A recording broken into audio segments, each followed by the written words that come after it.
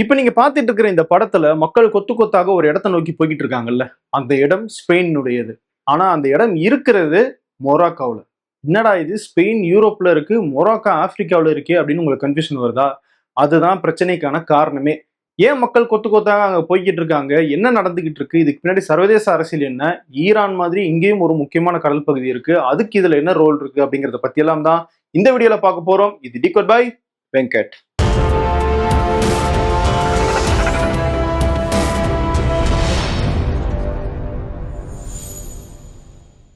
பிரச்சனை என்ன அப்படிங்கிறத பாக்குறதுக்கு முன்னாடி முதல்ல மேப்பை பார்த்துடலாம். அப்பதான் பிரச்சனை என்ன அப்படிங்கிறது நமக்கு தெளிவாக புரியும். இந்த ஷூட்டா அப்படிங்கிற இடம் எங்க இருக்கு? வடக்கு ஆப்பிரிக்காவுல மொரோக்கோவினுடைய நிலப்பகுதியை ஒட்டி இந்த ஷூட்டா இருக்கு. மொரோக்கோனுடைய லேண்ட்ல தான் இந்த ஷூட்டா இருக்கு அப்படின்னாலும் இந்த இடத்த மட்டும் ஸ்பெயின் கண்ட்ரோல் பண்ணிட்டு இருக்காங்க. ஒரு குட்டி இடம் தான், கிட்டத்தட்ட ஒரு 6 மைல் தூரம் தான் இருக்கும் அப்படின்னு சொல்றாங்க. ஏன் இதை ஸ்பெயின் கண்ட்ரோல் பண்ணிட்டு இருக்காங்க அப்படிங்கிற காரணத்துக்கு பின்னாடி வரேன். அதுக்கு முன்னாடி ஸ்பெயின் எங்க இருக்கு அப்படின்றத பாத்துடலாம். மொரோக்காவுக்கு வடக்குல கடல் பகுதி போகுது. அதுக்கு மேல ஸ்பெயின் இருக்கு. அதாவது இந்தியாவும் ஸ்ரீலங்காவும் மாதிரி தான் ஸ்பெயினும் மொராக்காவும். இந்தியா எப்படி பிரிட்டிஷனுடைய ஆட்சியில இருந்துச்சோ அதே மாதிரி மொராக்கோ, பிரான்ஸ், போர்ச்சுகல், ஸ்பெயின் அப்படின்னு வெவ்வேறு நாடுகளுடைய ஆட்சியில இருந்திருக்கு. இந்தியாவை எப்படி பிரிட்டிஷ் சொன்னாங்களோ அதை விட அதிகமாக இந்த யூரோப்பியன் கண்ட்ரிஸ் எல்லாம் ஆப்பிரிக்க நாடுகளை சுரண்டி இருக்காங்க. ஓகே, அதெல்லாம் பழைய வரலாறு. அதுக்கு போனோம்னா டாபிக்ல இருந்து டிவியேட் ஆயிரும். அப்படி போர்ச்சுகல், பிரான்ஸ், ஸ்பெயின் எல்லாருமே கொஞ்சம் கொஞ்சமாக வெளியேறாங்க. ஐநா சபையெல்லாம் உருவாக்கப்பட்டிருக்கு. யாரும் யாரையும் ஆக்கிரமிக்க முடியாது அப்படிங்கிற ஒரு சுச்சுவேஷன் வந்ததுக்கு பிறகு ஸ்பெயின் கடைசியாக வெளியேறும் போது இந்த ஷியூட்டா, மிலிலியா அப்படிங்கிற இந்த 2 நகரங்களை மட்டும் நாங்க விட்டு கொடுக்க மாட்டோம் அப்படின்னு சொல்லிடுறாங்க. மொராக்காவும் அதை ஃபைட் பண்ணி ஐநா சபையிலேயே வாங்கல. அதனாலதான் அந்த 2 இடங்களையும் ஸ்பெயின் இன்னும் கண்ட்ரோல் பண்ணிட்டு இருக்காங்க. இன்னும் ஈஸியா சொல்லணும்னா 1947 இந்தியாவில இருந்து பிரிட்டிஷ் வெளியேறிட்டாங்க. இந்தியாவுக்கு சுதந்திரம் கிடைச்சிருச்சு. ஆனா பிரான்ஸ் மட்டும் வெளியேறாம இருந்தாங்க. எங்க இருந்தாங்க? புதுச்சேரியில இருந்தாங்க. 1954 புதுச்சேரி மக்கள் நாங்க இந்தியாவோட போகிறதுக்கு தான் விரும்புறோம் அப்படின்னு சொல்லி வாக்கெடுப்பு நடத்தினதுக்கு பிறகுதான் பிரான்ஸ் இங்க இருந்து வெளியேறி போனாங்க. எப்படி பிரான்ஸால தங்களுடைய நிலத்தில் இல்லாத ஒரு பகுதியை கண்ட்ரோல் பண்ண முடிஞ்சோ அதே மாதிரி தான் ஸ்பெயின் இப்ப பண்ணிட்டு இருக்காங்க. அதெல்லாம் சரி, பிரான்ஸ் காலத்தின் கட்டாயத்தின் காரணமாக இங்க இருந்து வெளியேறி போயிட்டாங்கல்ல. அதே மாதிரி ஸ்பெயினும் அந்த நிலத்தை மொரோக்கோ கிட்ட கொடுத்துட்டு வரதானே சரி, ஏன் அதை கொடுக்க மாட்டாங்க அப்படின்னு ஒரு கேள்வி வருதா? அந்த இடத்துலதான் ஒரு முக்கியமான விஷயமே இருக்கு. ஈரானுக்கு எப்படி ஸ்ட்ரெய்ட் ஆஃப் ஹோர்மூஸ் அப்படின்னு ஒரு முக்கியமான கடல் பகுதி இருக்கோ அதே மாதிரி இங்க ஸ்பெயினுக்கும் மொரோக்காவுக்கும் இடையில ஸ்ட்ரெய்ட் ஆஃப் கிப்ரால்டர் அப்படின்னு ஒரு முக்கியமான கடல் பகுதி இருக்கு. அந்த கடல் பகுதியினுடைய கண்ட்ரோலை விட்டுறக்கூடாது அப்படிங்கிற காரணத்துக்காக தான் இந்த ஷூட்டா அப்படிங்கிற நகரத்தை ஸ்பெயின் விட்டு கொடுக்காம இருக்காங்க. ஏன் இந்த ஸ்ட்ரெய்ட் ஆஃப் கிப்ரால்டர் ரொம்ப முக்கியம் அப்படின்னா, இந்த பக்கம் மெடிட்டேரியன் கடல் பகுதியிலிருந்து அட்லாண்டிக் கடல் பகுதிக்கு கப்பல்கள் போகணும் அப்படின்னா ஸ்பெயினுக்கும் மொராக்காவுக்கும் நடுவுல இருக்கிற இந்த கடல் வழியாக தான் போயாகணும். ஸோ அதனால ஸ்பெயினுடைய பாதுகாப்புக்கு ஒரு பக்கம், இந்த கப்பல்களுடைய பாதுகாப்பு, வர்த்தகத்தினுடைய பாதுகாப்பு அப்படின்னு முக்கியமான கண்ட்ரோலை எல்லாம் தன்னுடைய கையில வச்சுக்கணும் அப்படிங்கிற காரணத்துக்காக தான் ஒரு 6 மைல் டிஸ்டன்ஸ் இருக்கிற ஒரு இடமா இருந்தாலும் அது நம்ம கண்ட்ரோல்ல இருக்கணும்னு ஸ்பெயின் இன்னும் அதை கண்ட்ரோல் பண்ணி வச்சிட்டு இருக்காங்க. ஆனா மொராக்கோ அதை எதிர்க்கிறாங்க. இது எங்களுடைய நிலப்பகுதி, ஒரு காலத்துல நீங்க ஆட்சி பண்ணீங்க அப்படிங்கிறதுக்காக இப்போவும் அந்த நிலப்பகுதி உங்களுடைய நிலப்பகுதி, நீங்க எடுத்துக்க முடியாது அப்படின்னு சொல்லி தொடர்ந்து இதுக்கு எதிராக குரல் கொடுத்துக்கிட்டே தான் இருக்காங்க.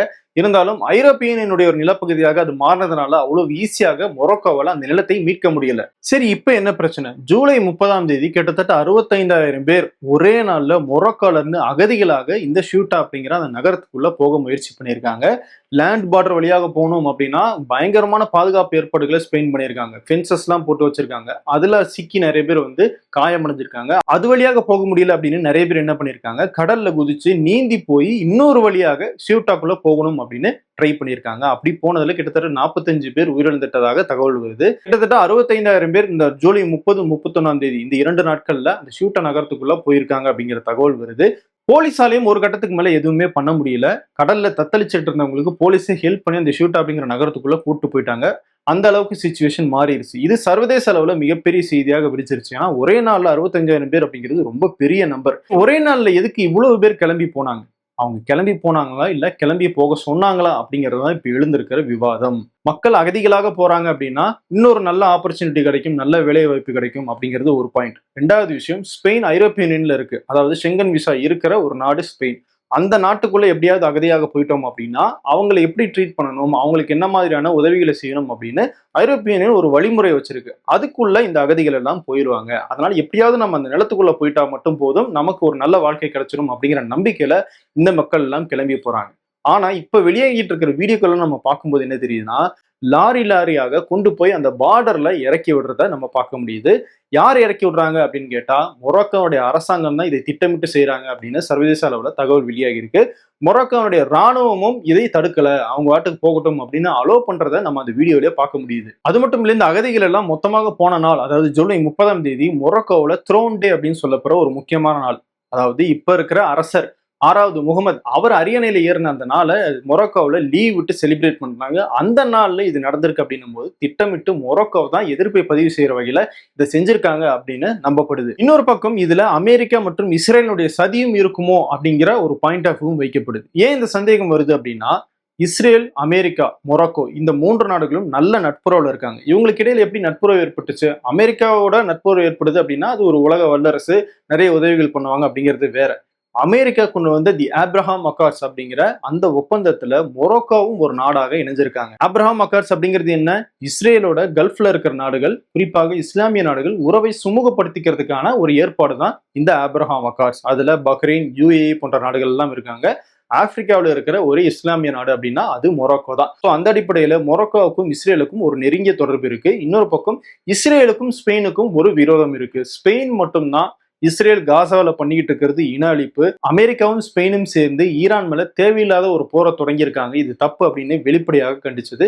ஸோ அந்த முன்விரோதமும் மொரோக்கோவோட இருக்கிற நல்ல உறவும் சேர்ந்து தான் இஸ்ரேல், அமெரிக்கா இப்படி ஒரு திட்டத்தை மொரோக்கோவை கொடுத்தாங்க. அவங்க சப்போர்ட்ல தான் இது நடக்குது அப்படிங்கிற குற்றச்சாட்டு சர்வதேச அளவில் எழுந்திருக்கு. இதுல இஸ்ரேலுக்கு தொடர்பு இருக்குமோ அப்படின்னு சந்தேகம் வர்றதுக்கு இன்னொரு முக்கியமான காரணமும் இருக்கு. ஏன்னா இஸ்ரேலினுடைய தேசிய பாதுகாப்பு அமைச்சர் பென் கிவர் இவரை ஒரு ட்வீட் போட்டிருக்காரு. ஸ்பெயினுக்கு வாழ்த்துக்கள், மனிதாபிமானத்தை காட்ட வேண்டியதுக்கு உங்களுக்கு ஒரு நல்ல ஒரு டைம் கிடைச்சிருக்கு அப்படின்னு ஒரு மாதிரி நக்கலாக அந்த ட்வீட்டை போட்டிருக்காரு. ஸோ இதையெல்லாம் பார்க்கும்போது தான் இஸ்ரேல், அமெரிக்கா, மொரோக்கோ சேர்ந்து இதை செஞ்சிருப்பாங்களோ அப்படிங்கிற சந்தேகம் எழுப்பப்படுது. இது திட்டமிடப்பட்ட ஒரு நிகழ்வு தான் அப்படிங்கிறதுக்கு இன்னொரு முக்கியமான விஷயமும் இருக்கு. வெஸ்டர்ன் சஹாரா இந்த பகுதி யாருடையது அப்படிங்கிறதுல மிகப்பெரிய கிளாஷ் நடந்துகிட்டு இருக்கு. இந்த வெஸ்டர்ன் சஹாரானுடைய ஒரு பகுதியை மொரோக்கோ ஆட்சி பண்ணிட்டு இருக்காங்க. இன்னொரு பக்கம் பொல்சாரியோ ஃப்ரண்ட் அப்படிங்கிற ஒரு அமைப்பு கண்ட்ரோல் பண்ணிட்டு இருக்காங்க. வெஸ்டர்ன் சஹாரா அப்படிங்கிறது எங்களுடைய இது அப்படின்னு அந்த அமைப்பு சொல்றாங்க. இல்ல எங்களுடைய இதுதான், முழுமையாக நாங்க தான் கண்ட்ரோல் பண்ணுவோம் அப்படின்னு மொரோக்கோ சொல்லிட்டு இருக்காங்க. இவங்களுக்கு இடையில பிரச்சனை போய்கிட்டே இருக்கு. இப்போ அந்த பொலாசரியா ஃப்ரண்டினுடைய தலைவர் பிரஹிம் கலி அவருக்கு ஸ்பெயின் அடைக்கலம் கொடுக்குறாங்க. அவரை அழைச்சு பேசுறாங்க. அது மொரோக்கோவுக்கு பிடிக்கல. போன வாரம் ஸ்பெயினுடைய பிரதமர் பெட்ரோ சாnchez அவர் அல்ஜீரியாவுக்கு போயிருக்காரு. அங்க இந்த பொலசாரியோ ஃப்ரண்டினுடைய அமைப்பினரை சந்திச்சிருக்காரு அப்படிங்கிற தகவல் எல்லாம் வருது. ஸோ அந்த அடிப்படையில தான் இது இந்த வாரம், அதாவது ஜூலை 30ஆம் தேதி இந்த நிகழ்வு நடக்கிறதுக்கு காரணமாக இருந்துச்சு அப்படின்னு சர்வதேச அரசியல் பார்வையாளர்கள் சொல்றாங்க. இப்ப ஷூட்டால அந்த பிரச்சனையை கட்டுக்குள்ள கொண்டு வரப்பட்டிருக்கு அப்படின்னு ஸ்பெயின் சொல்றாங்க. கிட்டத்தட்ட 48,000 பேரை திரும்ப அவங்களே அனுப்பிட்டாங்களாம். மீதி இருக்கிறவங்கள அனுப்புறதுக்கான வேலைகள் நடந்துட்டு இருக்கு அப்படின்னு சொல்றாங்க. ஸ்பெயினுடைய பிரதமர் பெட்ரோ சாnchez அவர் ஷூட்டா உடனடியாக போயிருக்காரு. அங்க இருக்கிற மக்களுக்கும் ஸ்பெயினுடைய இறையாண்மைக்கும் எந்த விதமான பாதிப்பும் ஏற்படாம நாங்க பாத்துக்குவோம் அப்படிங்கிற உறுதியை அவர் கொடுத்திருக்காரு. இன்னொரு பக்கம் இதை வாய்ப்பா பயன்படுத்திக்கிட்டு தேர்தல் அரசியலையும் டொனால்ட் ட்ரம்ப் ஈடுபட்டு இருக்காரு. எப்படின்னா அங்க பாத்தீங்களா, ஸ்பெயின்ல கிட்டத்தட்ட ஸ்பெயின் மேல படையெடுத்து போற மாதிரி அகதிகள் போறாங்க. இப்படி எல்லாம் அமெரிக்காவுக்குள்ள வந்தாங்கன்னா அது அமெரிக்காவுக்கு தான் ஆபத்து. அதனால வர எலெக்ஷன்ல அதை முக்கியமான ஒரு பேசு பொருளாக நம்ம மையப்படுத்தி பேசணும். ரிப்பப்ளிக் கட்சிக்கு ஓட்டு போடணும் அப்படின்னு சொல்லி இப்பயே பேச ஆரம்பிச்சிட்டாரு டொனால்ட் ட்ரம்ப். ரிப்பப்ளிக் கட்சிக்கு ஏன் ஓட்டு போடணும்னு கேட்கிறாருன்னா, அவர் ஈரான் மேல போர் தொடுத்ததுனால அங்க அவருக்கு ஆதரவு சரிஞ்சுக்கிட்டே வருது. நவம்பர்ல நடக்க போற அந்த தேர்தலில் டொனால்ட் ட்ரம்ப் கட்சிக்கு பெரிய ஆதரவு கிடைக்கல, அவங்க ஜெயிக்கல அப்படின்னா இப்ப இஷ்டத்துக்கு பண்ணிட்டு இருக்காருல டொனால்ட் ட்ரம்ப், அந்த மாதிரி எதையுமே அவரால் பண்ண முடியாத சிச்சுவேஷன் ஏற்பட்டுரும். அதனாலதான் அந்த தேர்தலை இந்த அகதிகள் பிரச்சனையை வச்சு எப்படியாவது நம்ம கொண்டு போய் சேர்த்துடணும் அப்படின்னு பிளான் பண்ணிட்டு இருக்காரு டொனால்ட் ட்ரம்ப். டொனால்ட் ட்ரம்ப் மட்டும் கிடையாது, உலக அளவுல ரைட் விங், அதாவது வலதுசாரிகள் எல்லாருமே இந்த அகதிகள் பிரச்சனையை அவங்கவுங்க நாட்டுல மிக முக்கியமான பிரச்சனையாக இப்ப பேச தொடங்கியிருக்காங்க. ஏன் வலதுசாரிகள் இதை பேசு பொருளாக்கியிருக்காங்க அப்படின்னு நான் சொல்றேன் அப்படின்னா, உலகம் முழுக்க வலதுசாரிகள் இப்போ கையில எடுத்திருக்கிறது இந்த அகதிகள் பிரச்சனையை தான். எங்க நாட்டுக்குள்ள யாரை அனுமதிக்கணும், யாரை அனுமதிக்க கூடாது அப்படிங்கிற இடத்துலதான் பிரச்சனையே உள்நாட்டு அரசியலாக மாறிட்டு இருக்கு. வலதுசாரிகள் அல்லாத கட்சிகள் அகதிகளை அனுமதிக்கிறதுல கொஞ்சம் தளர்வு காட்டுறாங்க. அவங்கள மனுஷனா பாக்குறாங்க. அவங்களுக்கு உதவுறதுக்காக சில ஏற்பாடுகள், சட்டங்களை எல்லாம் கொண்டு வராங்க. அப்படி எல்லாம் கூடாது அப்படின்னு எதிர் அரசியலை பண்ணி தான் இப்போ இந்த வலதுசாரிகள் எல்லாம் ஆட்சிக்கு வந்துகிட்டு இருக்காங்க. சோ மொரோக்கோவில் ஏதோ ஒரு ஓரத்துல இருக்கிற ஒரு 6 மைல் கொண்ட அந்த ஒரு இடம் தான் இன்னைக்கு உலகம் முழுக்க மிகப்பெரிய பேசுபொருளான ஒரு அரசியலை ஏற்படுத்தி இருக்கு. இந்த அரசியல் நிக்குமா அப்படின்னு கேட்டீங்கன்னா தெரியாது. ஏன்னா இதுக்கு முன்னாடி 2021 இப்படி 8,000 பேர் ஒரே நாள்ல இந்த ஷூட்டா நகரத்துக்குள்ள போக முயற்சி பண்ணியிருக்காங்க. தொடர்ந்து இந்த மாதிரியான முயற்சிகள் நடந்துகிட்டே தான் இருக்கும். அன்லஸ் ஸ்பெயின் அந்த இடத்துல இருந்து வெளியேறினா மட்டும்தான்.